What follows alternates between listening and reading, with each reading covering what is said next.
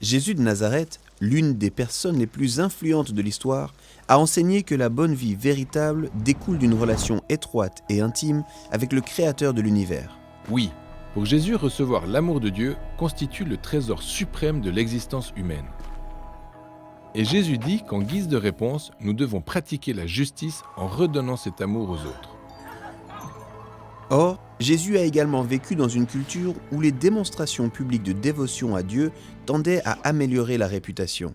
Il était donc facile de mettre en scène son intimité avec Dieu aux yeux de tous pour obtenir des éloges en public. Exact. C'est pourquoi dans une compilation de ses enseignements appelée le Sermon sur la montagne, Jésus met en garde ses disciples contre cette tentation. Prenez garde à ne pas pratiquer votre justice devant les gens dans le but d'être vu par eux. Sinon, il n'y a pas de récompense pour vous auprès de votre Père qui est aux cieux. Ainsi, en mettant en scène sa proximité avec Dieu, on peut gagner un statut social ou des applaudissements. Mais Jésus dit que c'est vraiment tout ce qu'on va recevoir.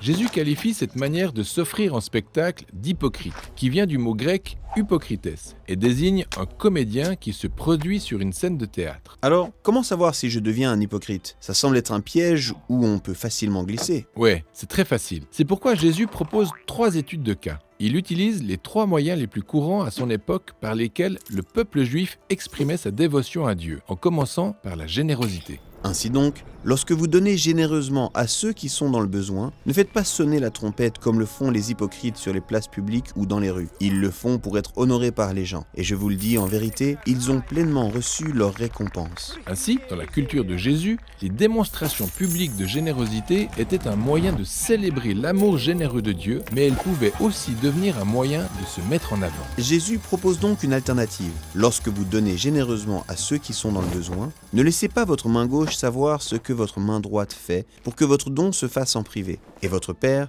qui voit ce qui se fait en privé, vous récompensera pleinement. Donc, le moyen infaillible de s'assurer que votre générosité est réellement motivée par l'amour est de la manifester à l'abri des regards. Mais Jésus ne nous a-t-il pas aussi appris à faire rayonner notre lumière et nos bonnes actions pour servir d'exemple aux autres ? Si, bien sûr. En analysant tous les enseignements de Jésus sur la générosité, on voit qu'il a régulièrement appelé ses disciples à donner généreusement, car cela reflète les dispositions du cœur aimant de Dieu. Mais faites preuve de prudence et d'autocritique, dit-il. S'il n'y a ne serait-ce qu'un soupçon d'hypocrisie en vous, il serait plus sage de donner en privé. Ce serait plus facile si Jésus donnait une règle claire. Peut-être bien, mais ce qu'il nous a donné, c'est la sagesse, et elle nous oblige à cultiver une relation plus étroite avec Dieu, sachant qu'il nous aidera à distinguer quand donner en privé ou en public.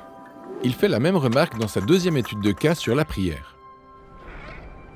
Et lorsque vous priez, ne soyez pas comme les hypocrites, qui aiment prier debout là où les gens se rassemblent ou à l'angle des rues pour être vus des gens.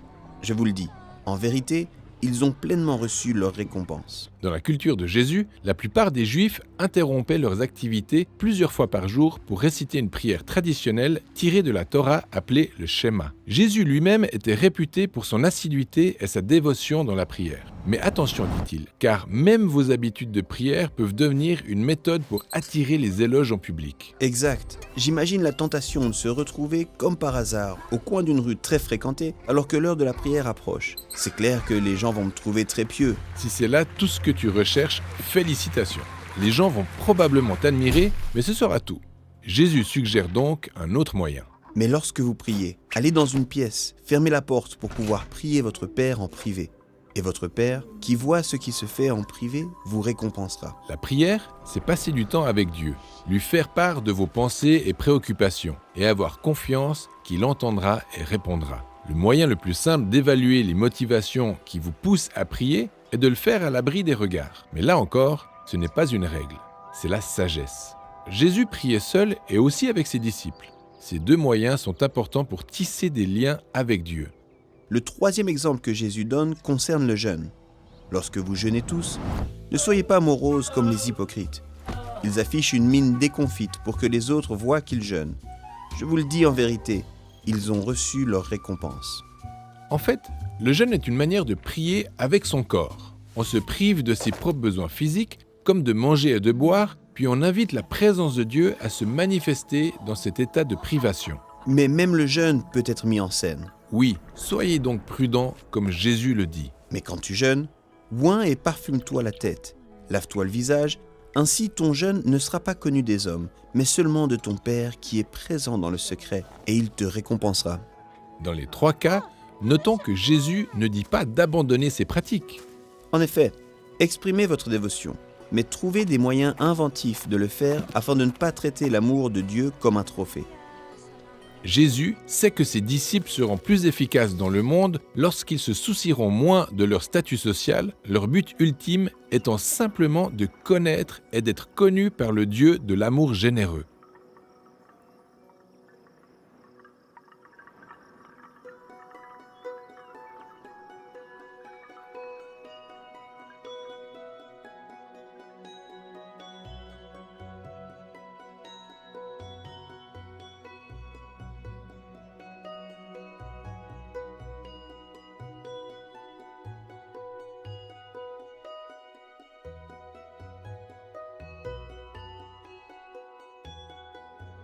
Nous venons de nous pencher sur 3 avertissements adressés aux personnes engagées dans une relation avec Dieu, et l'un d'eux concernait la prière.